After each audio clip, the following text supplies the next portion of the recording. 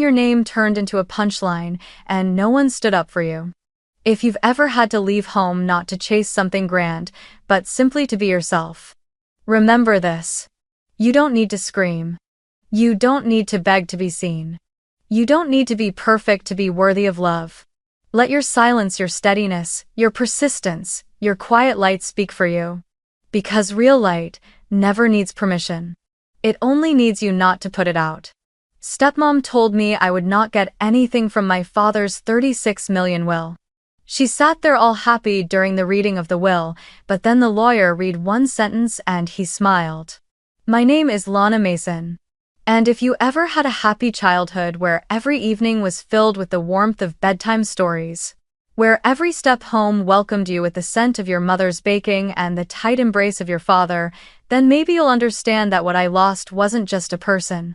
I lost an entire world. I used to be Daddy's little princess from the moment I learned to walk until I was 14. He always called me his little light. Every afternoon after school, I'd spot his car parked right outside the gate, the window rolled down, his hand waving, and his smile beaming beneath the sunlight.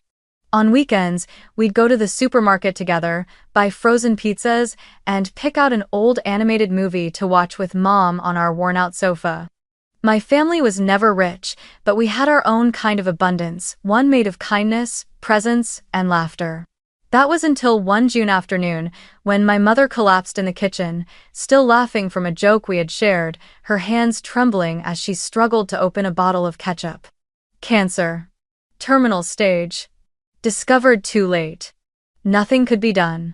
In just 5 months, the woman who had been the heart of our home withered away strand by strand of hair, smile by fading smile, breath by breath. I don't remember how many nights I secretly curled up beneath her hospital bed, listening to her soft groans, too afraid to cry. My father lost more than 20 pounds. He cried in front of me for the first time. And it was also the last. Because less than 6 months after my mother passed, my father brought home another woman, Vanessa Langston. A woman with a smile as sharp as a blade and eyes so tender they made my skin crawl. Vanessa used to be a colleague, my father said. She's been helping me get through the hard times. He repeated that line so many times it became meaningless. But what truly silenced me was the way he held her hand in the kitchen, the very same spot where my mother once stood, pouring milk into my glass every morning. Vanessa started spending the night after a few weeks. She moved her things into my father's bedroom, the room my mother, once decorated with heart-shaped pillows and the sparkly pink nightlight I had gifted her for Christmas in 5th grade. No one asked me. No one cared how I felt. Then one day, I came home from school to find my bedroom, my childhood room, covered in cat stickers and award certificates completely cleared out. My father told me, from now on, you'll sleep in the living room. That room is for Kyle, Vanessa's son. Kyle was 9 at the time. He started calling my father Dad just 3 weeks after they met, but for over a year, he only referred to me as she, never as sister. I moved onto the stiff sofa, my head just inches from the glass door. Every morning, Vanessa would walk past me, tap my foot with her high heels, and smile as if it were an accident. I cried once in front of my father asking him why he had pushed me aside like this. He stayed quiet for a long moment, then finally said, "This is what's best for everyone." I started coming home later, skipping dinner. I ate at school, studied at the library, and picked up part-time shifts at the bookstore. I was only 15. By 16, Vanessa had Kyle calling me Miss Lana because she's older than you, but she's not family. And I watched as my father, the man who once called me his little light, nodded silently in agreement. By the time I turned 17, the tension in our home had become irreparable. That was the day I received my acceptance letter to a prestigious summer program at an arts institute in New York, a chance I had worked tirelessly for, applying for scholarships and writing essays for months. I rushed home, eyes glowing, and handed the letter to my father. But before he could say a word, Vanessa cut in sharply. "New York? We don't have money for nonsense like that. You should know your place, young lady." I turned to my father. All I needed was one word of support, Just one glance of approval. But he just stood there. Not looking at me. Not looking at anyone. I remember screaming. Not out of anger, but because it felt like my chest had caved in. My heart crushed beyond repair. I screamed for my mother, the one who once told me I could do anything. I screamed for myself, the daughter left behind. That night, I packed only what could fit into a single backpack. I left my house key on the dining table, the same table where we used to gather for toast and silly stories in the morning. I walked out without a goodbye. No one stopped me. And from that night on, I learned how to exist without needing anyone to remember that I ever did. I left the place I used to call home on a hot summer night. No dramatic exits, no tearful farewells, just the dry sound of the door clicking shut behind me. I didn't know where I was going. I only knew one thing: I couldn't stay in a house where every step I took felt like an inconvenience, and every breath I breathed felt like a stain no one wanted to see. I crashed on a friend's floor for the first 3 weeks, using an old coat as a body pillow. Then I got a job washing dishes at a small restaurant in the Latin district. The pay was terrible, my hands raw from dish soap, but at least no one looked at me with pity. I lived on every penny. Dry bread, instant noodles, tap water. No Starbucks. No midnight pizza like the kids my age.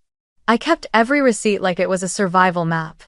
I went to school by day, worked by night. At one point, I juggled 3 jobs: evening shifts at a cafe, tutoring math for a single mom's kid, and cashiering at a convenience store on weekends. I've fallen asleep on buses, eaten cold rice walking through snow, and had my wages stolen. But never, not once, did I go back to knock on that door. Not a single message. Because I knew there was no one on the other side waiting. At 18, I got into a top university in another state. Psychology. It sounded noble, though plenty of people told me straight to my face, "That degree won't pay your bills." I smiled softly. Pay my bills? I had been paying my own way since I was 17 by scrubbing toilets and wiping down greasy tables. I thought I'd be fine. But, truthfully, there were times I wasn't. There were nights I had to choose between buying textbooks or paying the electric bill.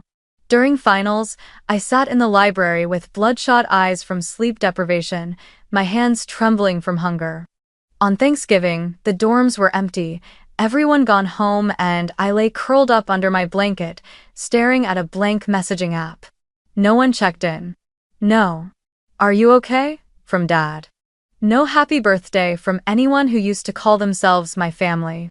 During those 6 years, I completely disappeared from their world. And they never once came looking. Every now and then, I would secretly check Vanessa's Instagram, driven by nothing but bitter curiosity. She often posted pictures with Kyle, my father, standing in the background, his hand gently resting on her son's shoulder, as if he had never had a daughter before. There were photos of giant birthday cakes, golden beach vacations, and captions so polished they cut. "Family is where there's a loving husband and a hard-working son. So proud of Kyle, the only child I've ever needed." I used to take screenshots of those captions, not to do anything with them, just to remind myself to never forget what it felt like to be erased so completely. Strangely, the more I was excluded, the more determined I became to live with integrity. Not to prove anything to them, but because I didn't want to become like them. I held on to the values my mother once taught me: gratitude, honesty, never using hate as revenge. I enrolled in community counseling courses, worked as a research assistant for a professor, wrote articles for the student journal. I didn't have much, but I had something they never gave me: a belief in myself. By my final year of college, I was awarded a full scholarship for a master's research program. On graduation day, I did something even I couldn't fully explain. After years of silence, after being forgotten time and time again, I typed out my father's old email address and hit send. It was just a simple invitation. No bitterness, no accusations, just: "My graduation will be held at 9 a.m. this Saturday at the main auditorium. If you're free, it would mean a lot to see you there." I read that sentence over and over before sending it. Not to revise it, but to ask myself, what am I doing? Sending this to someone who chose to disappear from my life? To the man who let me sleep on the couch to make room for his new wife's son. But there was still a part of me weak, foolish, that hoped, just a little, that maybe he'd show up unexpectedly. That he'd stand at the back of the auditorium and wave, like he used to when I was a little girl waiting at the school gate. That even if it was just a glance in the crowd, I'd know he hadn't completely forgotten me. That morning, I wore my deep blue graduation gown the color of psychology. I did my own makeup, took the bus alone. All around me, students were surrounded by family mothers holding bouquets, fathers taking photos, little siblings holding signs that said, "Congratulations, sis." I had no one. I stood alone in the sunny courtyard, clutching my diploma as if it were the only friend that had never left me. I still looked around, still silently hoped, but he didn't come. I walked onto the stage to receive my degree, bowed, and stepped down like a shadow passing through light. That evening, I opened Instagram, out of old habit. And like a cold slap to the face, the first post I saw was from Vanessa, my stepmother. The photo showed Kyle standing next to a gleaming white Range Rover, key in hand, grinning from ear to ear. And beneath it, a caption that felt like someone had crushed my ribs with their bare hands. From Dad to my smart boy Kyle, always proud of you. Happy 18th, son. The day I graduated was also Kyle's birthday, and my father, the same man who had received my invitation, said nothing. No reply, no acknowledgement. But he still went, just not to me. He went somewhere else. Gave a gift I had never even dared to dream of. A car, a recognition, a hug, a word of pride, none of it for me. I sat frozen in my tiny rental room, the flickering fluorescent light above trembling like the hollow part of me. I didn't cry, there were no more tears left. Just an emptiness, steady and quiet, that seeped into every inch of me. An emptiness called acceptance. I accepted that some people who once gave us life, can learn to feel nothing for us. They can choose to erase memories. Choose to start over. Choose a new child, a new life in which we never existed. I took down my graduation photo from my profile. Not because I was ashamed, but because I didn't need anyone to see it anymore. I saw it, I was there. I rose from the rubble of memory and finished what my father once called a fantasy. That was enough. A few weeks later, I overheard an old friend say, "Kyle went live when he got the car." Tons of people watched. Mr. Mason even left a touching message. It made some cry. I smiled. Not because it made me happy, but because I finally saw everything clearly. That was the final cut. Not because I was weak, but because I had held on too long to a version of someone who no longer existed. The father I once loved was gone. The man standing in his place was just the echo of a choice to erase me from his life. That night, I pulled out a small wooden box from under my bed, the place I kept the things that meant the most. Photos of Mom, a handwritten letter she gave me when I was 10, and a brown notebook where I once scribbled my childhood dreams. I flipped to the first page. There it was, a line I wrote back in 6th grade. "One day, I'll grow up and do something to make Mom proud." I touched the ink with my fingertips. And for the first time in years, I cried. Not because I had been abandoned, but because I realized I had kept my promise. Without anyone's validation, without flowers, without a father. I had grown up. And I had not become like them. That afternoon, it rained. A cold, steady kind of rain, like someone slowly pouring sadness over the rooftops. I was in my office, rinsing out an old coffee mug, my hands still soapy, when the phone rang. An unfamiliar number from my old state. I almost didn't pick up. Over the years, I had learned to let things go unanswered. But somehow, my hand slipped, and I answered. "Hello, this is Jenna from, calling from the offices of Goodman and Hall," a woman's voice said, clear, professional, emotionless. I frowned. I had no reason to be hearing from a law firm. "We regret to inform you." She paused. "That Mr. Richard Mason, your biological father, passed away yesterday morning at his residence." I went still. The room suddenly became so quiet I could hear a single drip from the leaky faucet. My hand clenched into a fist. The rain outside the window quickened, as if someone had nudged time forward all at once. "Are you still with me, Miss Mason?" The woman's voice softened. I'm here," I said, though my own voice sounded like it came from someone else entirely. "We're calling to inform you that your name is listed as a primary beneficiary. Your presence is required at the reading of the will. It will take place this Friday at 3 p.m. at our office on Grand Avenue." I said what? I don't remember what I said in response. Just some automatic thank you slipping out before I ended the call. I stood there in the kitchen, still holding the phone, staring through the rain-smeared window.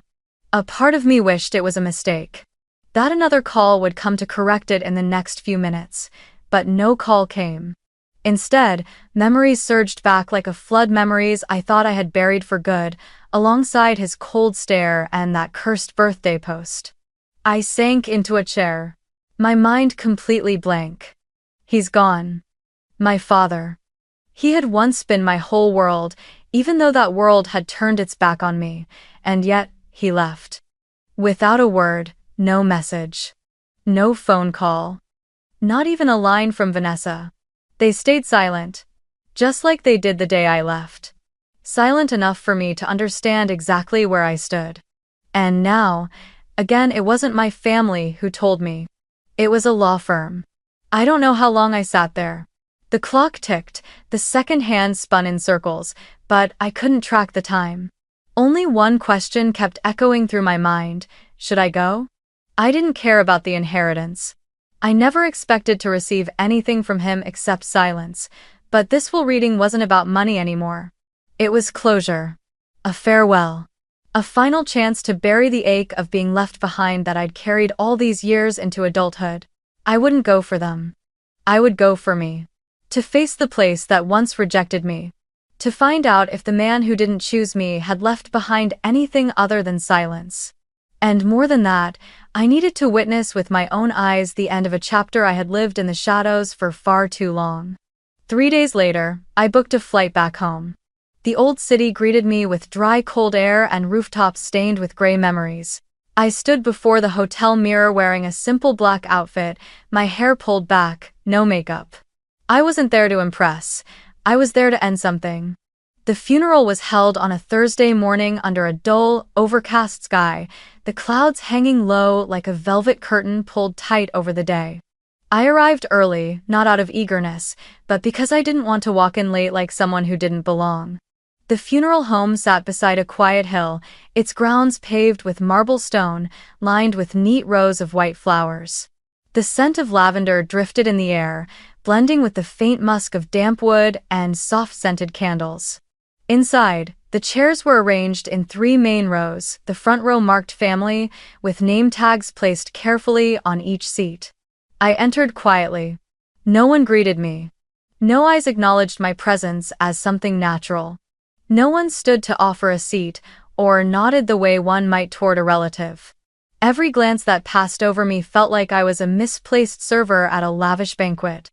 Vanessa sat in the front row, her hands gloved in black silk, head tilted just so the perfect image of a dignified widow.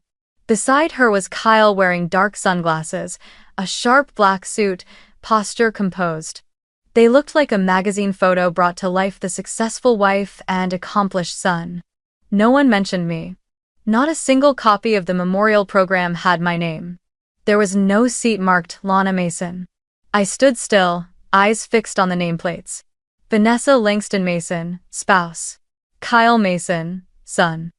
Then I turned and quietly walked to the back row, choosing a seat in the farthest corner where no one would notice if I cried, or if I stood up and walked out. A middle-aged man, probably one of my father's business partners, leaned over and whispered to the woman next to him. Though their voices were hushed, I heard every word. "Who's that girl?" "Someone said she's his daughter from a previous relationship. Hasn't been around in years. Not really close. Practically absent from Mason's life these days." I curled my fingers tightly into my palm. Not out of anger, but sadness. Sadness at how easily people rewrite someone's story with just a few whispered lines. They didn't know I was once his little princess. They never saw me sleeping under his desk when Mom had to travel. They didn't know I spent hours drawing a Father's Day card for him in second grade. Kyle turned slightly, tilting his head in my direction, his face calm, as though about to say something perfectly reasonable.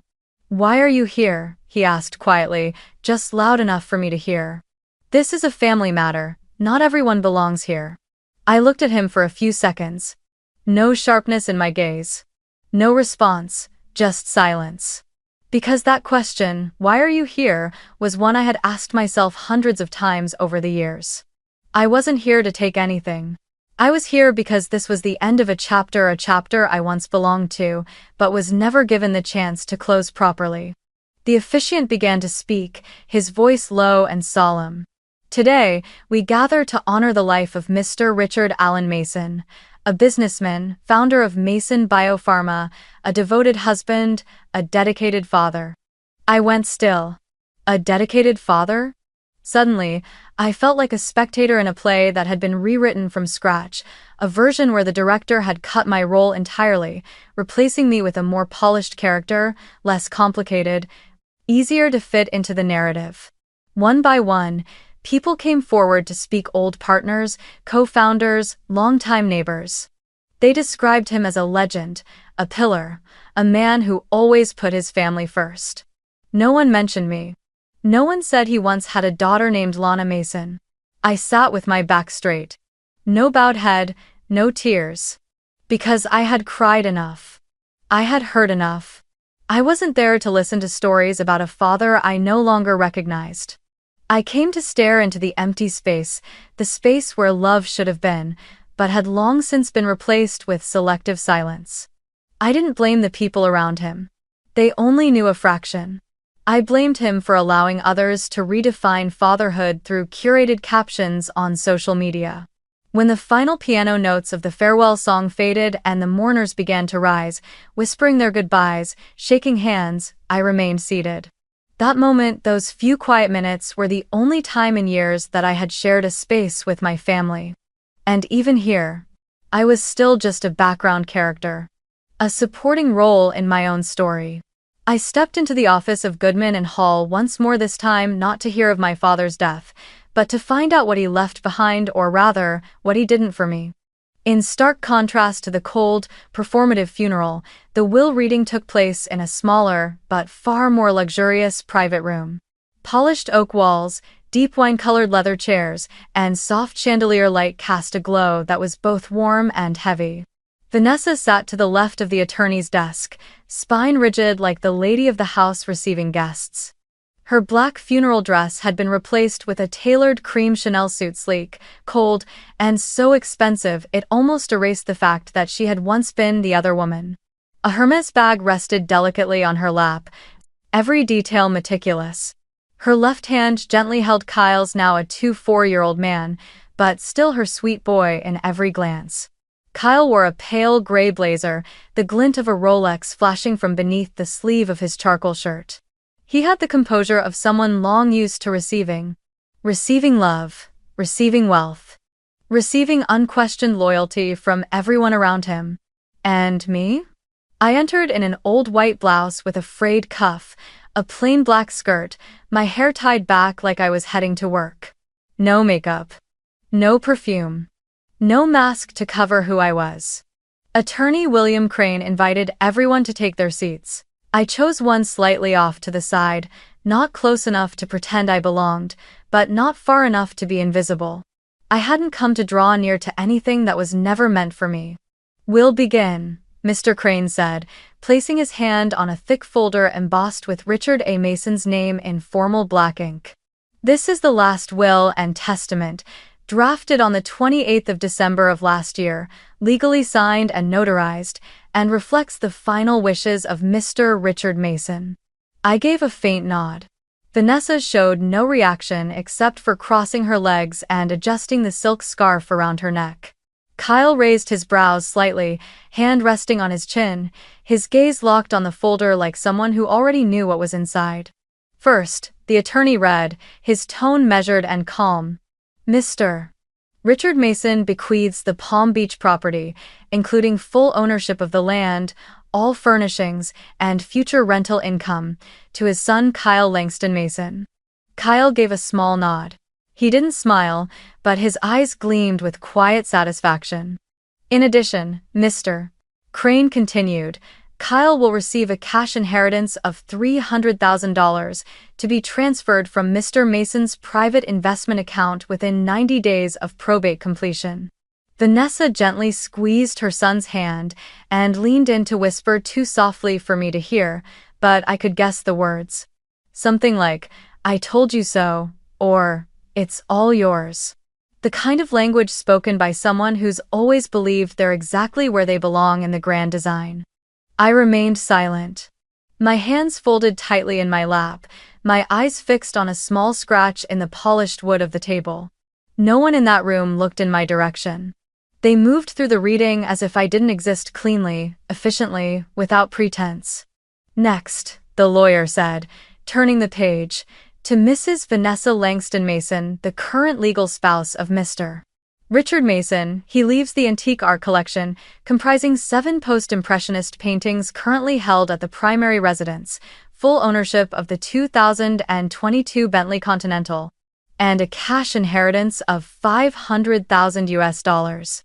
This time, Vanessa smiled. Fully, unapologetically. She placed a hand over her chest as if moved, though her eyes gleamed with the sharpness of someone who had just secured victory in a long, silent chess match. "We were always by his side," she said gently, more as a declaration than a remark, never once looking at me. Kyle turned his head slightly to glance at me, a half-smile tugging at the corner of his mouth. Maybe he was waiting for a reaction. But I gave him none. I had rehearsed this moment for 6 years. The moment I wouldn't be named. The moment nothing would be left for me. No house, no car, not even a single line to prove I had ever shared the same blood as that man. The lawyer closed the main file. The room relaxed, as if the script had ended. Vanessa let out a soft sigh, like someone satisfied with the last chapter. But then, Mr. Crane didn't rise. Instead, he slowly opened the drawer beneath his desk and pulled out a thick envelope, sealed with red wax. The room fell suddenly silent, so silent I could hear the wind whistling faintly through the crack in the glass behind me. "And finally," he said, his tone shifting, firm and low.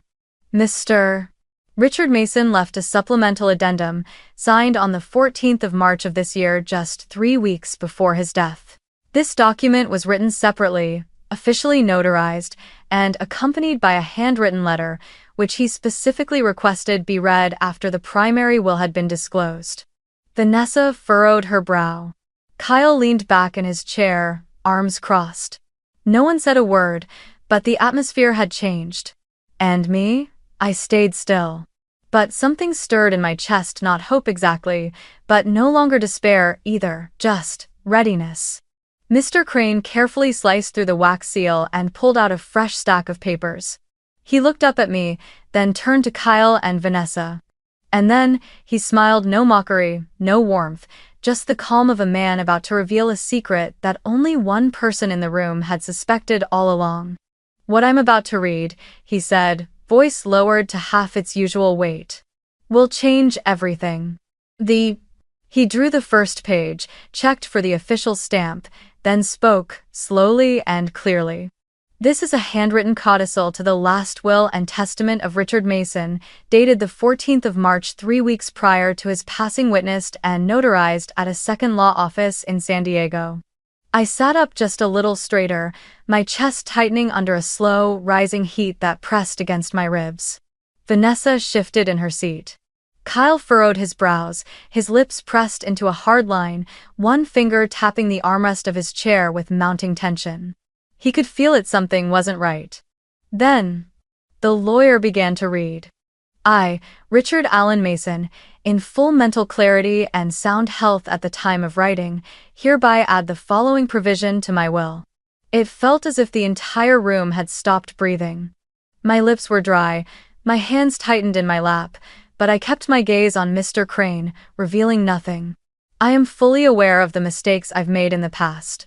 The words left unsaid, the wrongs left unrighted, they have quietly eaten away at me until the final days of my life. A chill crept down my spine.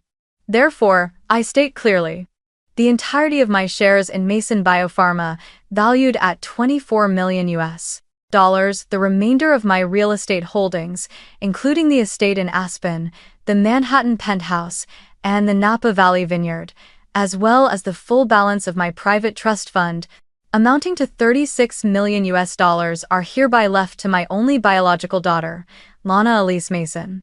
It took a full second before the room seemed to comprehend what had just been said. I didn't move, I didn't smile, I didn't cry. I sat still like the ghost I had been in this family for years now, finally called by name in my own story. And Vanessa? Her mouth fell open. Her hand gripped the strap of her Hermes bag so tightly her knuckles turned white. A small, strangled sound escaped her throat, as if she meant to say something but no words came out. She turned to the lawyer, then to Kyle, then to me. Her eyes flashed with panic, the triumph on her face vanishing without a trace, replaced by disbelief and something dangerously close to fear. Kyle wasn't as composed. He shot to his feet, his chair clattering backward, the sound of wood against tile echoing sharply through the room. No, this isn't real, he shouted, his voice shaking like the ground had just been ripped from beneath him. This is fake. My father would never do this. He loved me, I'm his son. Mr. Crane remained composed, but his gaze turned steely.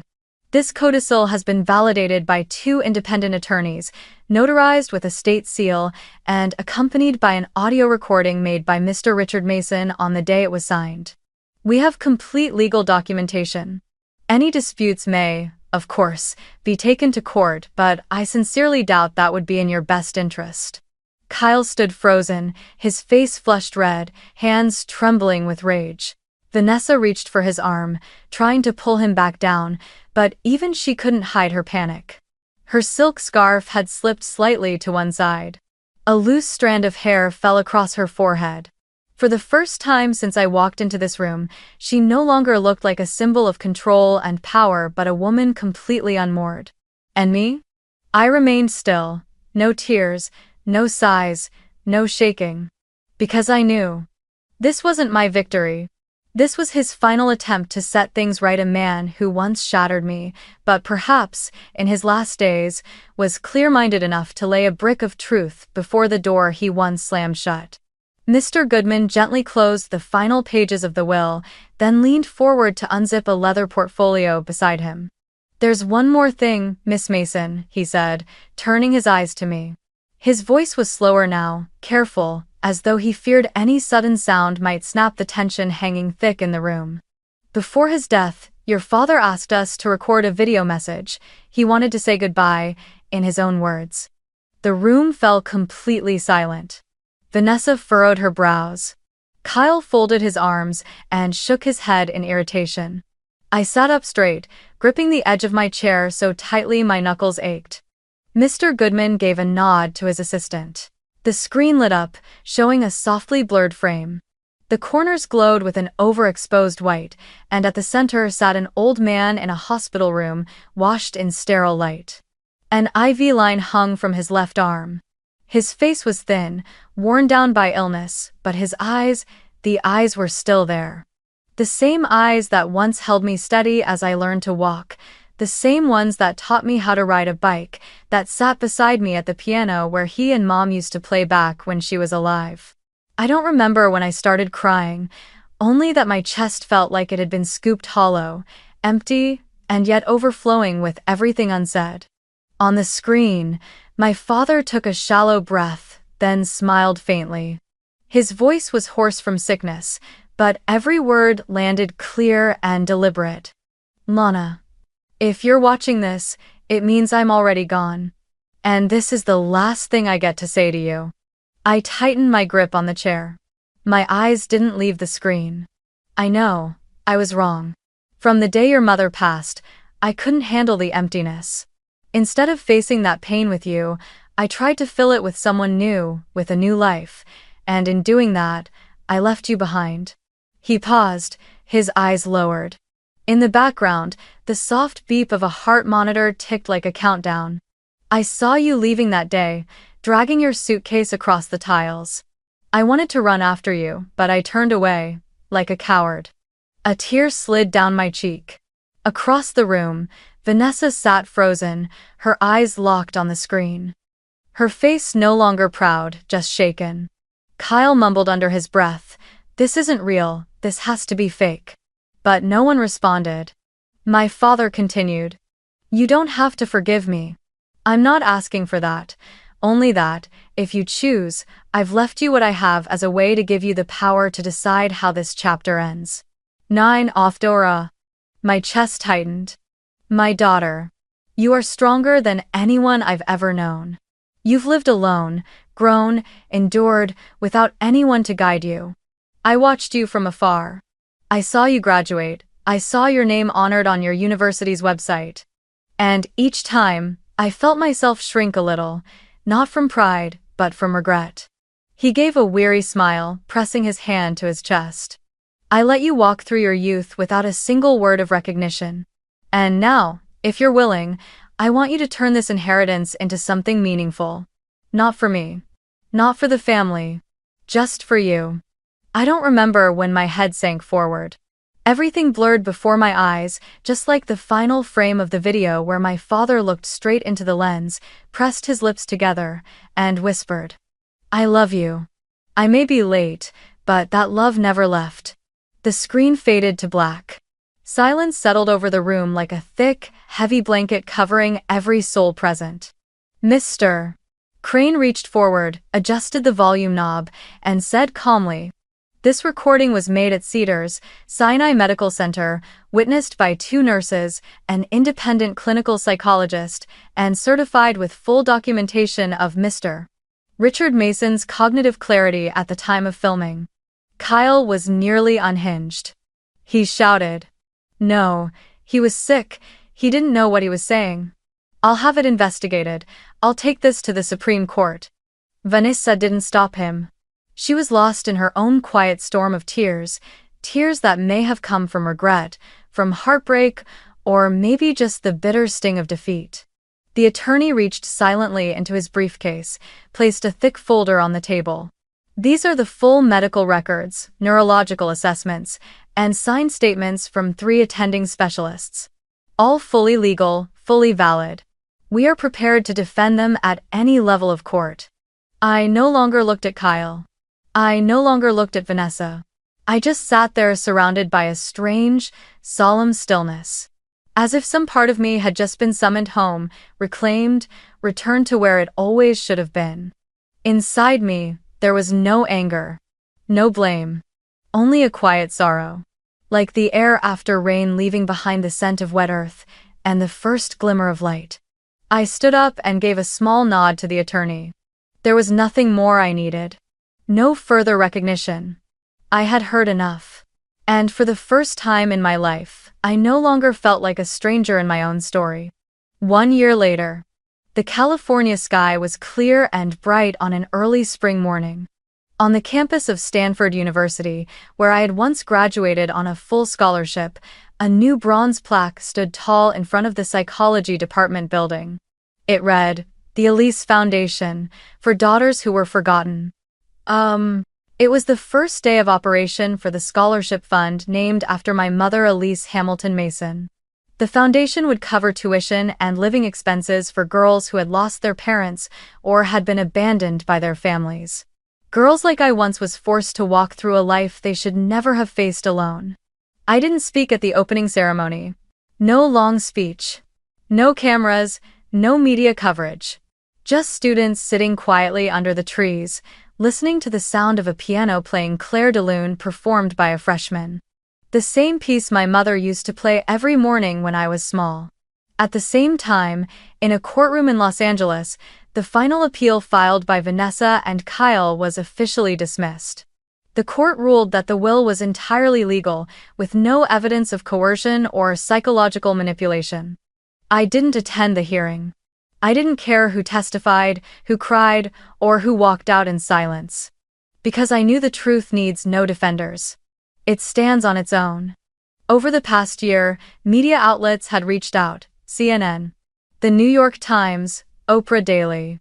Everyone wanted the story of the daughter who unexpectedly inherited $36 million after a life of being forgotten.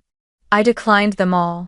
Instead, I submitted just one line through my legal representative to a tiny local paper, the same one I used to hand out flyers for back in college.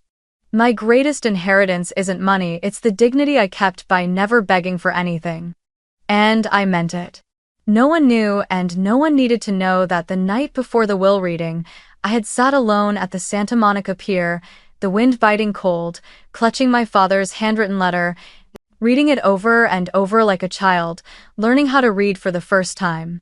No one knew how hard I had fought not to let the anger swallow me whole, not to let it define me one more time. Once, I walked past a vintage furniture store and saw a piano identical to the one my mother used to play. I bought it. Not to display, but so I could, from time to time, play A Time for Us. The piece my mother once said was for those who believe in true love, even if it arrives late. And there's one more thing no one knows. I never moved into the Aspen estate my father left behind. I donated it, turned it into a mental health recovery center for adolescents who had experienced abuse in their families. The center is called Lantern House because not all homes have light. Because I understand now, not every house is a home. But every child deserves a place to begin again. I haven't seen Vanessa or Kyle since the day of the will reading. I don't know how they're living, where they are, or whether they've changed. And honestly, I don't care anymore. Because my journey was never about revenge. It was about returning. To myself. To the little girl who was pushed out of her room. To the young woman who waited for a father's congratulations. To the woman I'm becoming, who no longer needs anyone's validation because I've chosen to love myself. And as my mother once wrote in the old notebook she kept by her bedside, live in a way that